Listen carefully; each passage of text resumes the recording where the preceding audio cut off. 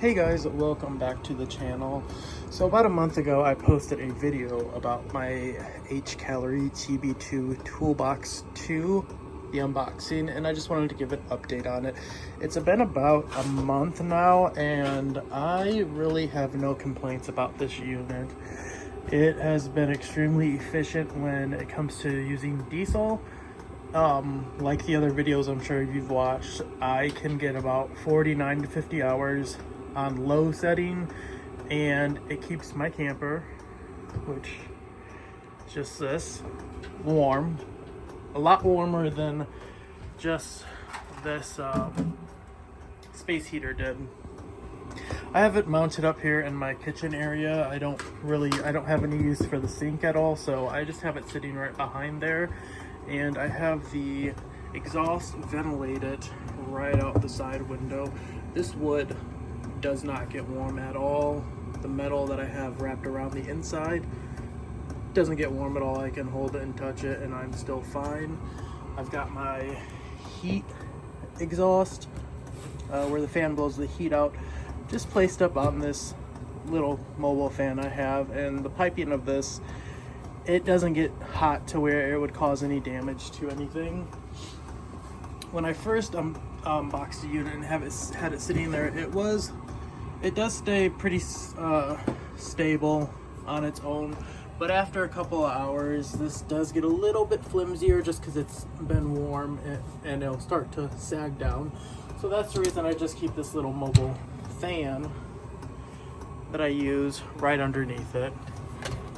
I just prop that underneath there and use it like a little stand.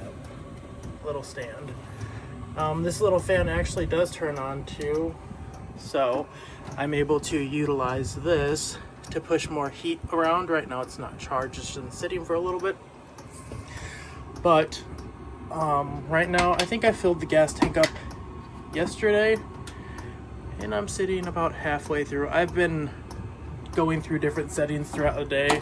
I do live in the Midwest, so winter is here, and January end of December it starts to get really cold and snowy. Right now I just have it on gear 1. I do like that it has a Bluetooth technology with it, so while I'm in bed I can actually adjust the temperature of it. Where my bedroom sits over here to where this is, it's the perfect distance, so where I can still connect to it. I don't know exactly how far out I could wander before it would lose Bluetooth connectivity to it, but just being in my bed, which is 15 feet away from here with my dog, I can connect right to it and get it going and change it for however I want it. Overall, I think it's very, very quiet. You can hear the ticking, but if you've ever gone to bed with a fan on, it kind of turns into background white noise. You don't notice it after a couple of days, and it actually helps me fall asleep because I don't have a ceiling fan in this unit at all. So this actually acts as like, my fan. And the higher you go up in gear mode, the louder the fan is and the quieter the ticking becomes, because the fan starts to overcome and drain out the noise of the ticking. And when I'm all the way back here in my bedroom, you really can't hear anything. You can hear a very light ticking, but all I hear is the fan.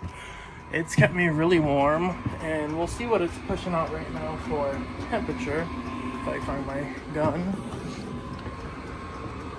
So the way I have it set up is I got the fan blowing right here, so that way it goes right through my hallway into my bedroom. And if you're standing right here, it is warm. Even right throughout here, it's still really warm. So I've got it on 10 right now. We'll see what its temperature of the body. The piping's at 143, and it will get hotter as it revs up and gets going. The air that's coming out is at 161-ish, bouncing around there. Now you might think that this wall is going to get really hot, but this wall sits 70 degrees right now, and this wall in here is about the same. Now if you go to the floor, that's sitting at 45 degrees on the floor. 45, get up to the blanket, 58, 61, and you know, you got my dog there, 73, 70. So all the air is just flowing right throughout here, and it's coming into here, and it's keeping me nice and warm. Now I do have I believe this is a negative 25 degree Fahrenheit sleeping bag that I do use as a comforter, just to put over me so I don't get too cold. And then, you know, you got the dog here who keeps you real warm at night when she decides to cuddle up with you. But I'm extremely happy with this purchase. I did get it for a good deal. Let's turn that back down. Now I've turned it down to 1, so you'll hear it start to go down. I did get this for a good deal. I think I paid $199 for it, and it was, I believe on the website, $300, so I got $100 off. But that was before Black Friday, Cyber Monday, any of that. And I seen some deals where it was like $170 for this unit. Getting closer to December, Christmas time, I purchased mine in November-ish. So I'm guessing that, you know, as the seasons go on, this could drop down in price again, or it could stay, you know, at the $300 price point, or you can get it for $199 like I had gotten it. Or maybe if you look around, buy a used one, even get it cheaper than that. I like it because it's everything, it's all in one casing. Yeah, the downfall is that, you know, you can't see your diesel gauge at all, which, I mean, if you're able to get to it like I am, I just pop it open quick, take a look at it. Oh, I'm halfway through, so I have about a day and a half of diesel if I run it on low. Or if I, you know, am going to be changing the temperature a lot, I know, well, in the morning it's going to be pretty low, so I might want to fill it tonight just to have it. So tomorrow I don't have to mess with it. But I look at it about every 2 days, I would say, to see how low it's actually getting. If I'm running it high, if I've got it on low, I know I've got 2 days solid of heat in there.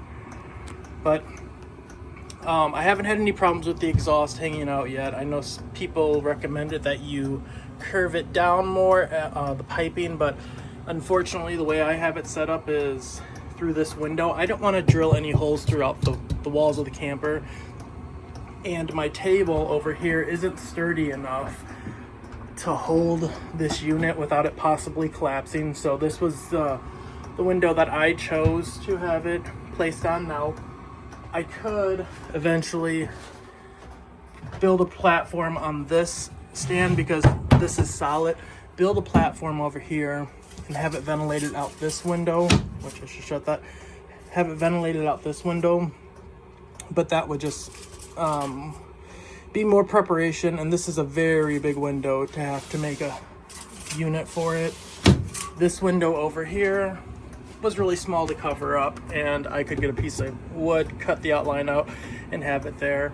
I've had no problems with it leaking, anything like that. I just have this foam tape. It's tape on one side and foam on the opposite side. I have got this drilled in 2 spots, and again the foam on this side and out here, and there's no draft coming through. I don't feel anything at all, and this is keeping me warm. Now as the winter goes on here in the Midwest, temperatures are going to drop. We're going to get a lot of snow, and I want to see how warm this actually will keep this RV, because if you know anything about them, they're not that well insulated. Before I had this, I could use these cupboards before it was even really cold, basically as my refrigerator. My refrigerator is over here, but I don't use it at all. You know, I could use this as storage for dry goods since I don't actually use this, but that's another time. But yeah, this has been great. I just wanted to give you all an update on it. Again, once the snow starts to hit and it gets colder and colder, I'll continue to give updates on this, but so far I've been happy with this product, and I'm happy with my purchase. This was the first diesel heater I've owned. It's been a month now, and I've ran into no problems. Other than one code, because I let it run out of diesel, it was a code that pops up on the screen, and all you have to do is unplug the unit, fill it back up with diesel, plug it back in, and turn it on, and the code goes away on its own. So again, it's the Hcalory TB2 Toolbox 2, and it's been amazing.